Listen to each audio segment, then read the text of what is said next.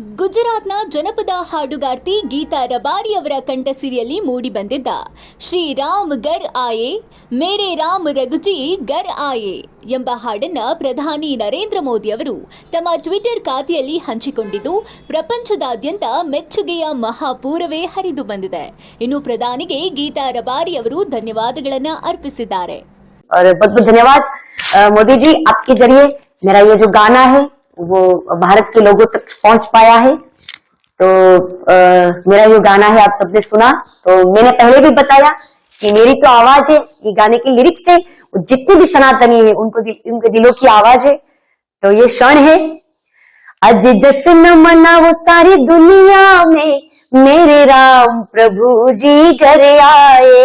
आज फूल बिछाओ सारी बगिया के, अयोध्या में उत्सव छाए। जय श्री राम, जय श्री कृष्ण। ವಿಟಿ ನ್ಯೂಸ್ ಸಾಮಾಜಿಕ ಬದಲಾವಣೆಗಾಗಿ. ಇನ್ನಷ್ಟು ಸುದ್ದಿಗಳಿಗಾಗಿ ನಿಮ್ಮ ವಿಟಿ ನ್ಯೂಸ್ ಅನ್ನು ಲೈಕ್, ಶೇರ್, ಸಬ್ಸ್ಕ್ರೈಬ್ ಮಾಡೋದು ಮರಿಬೇಡಿ.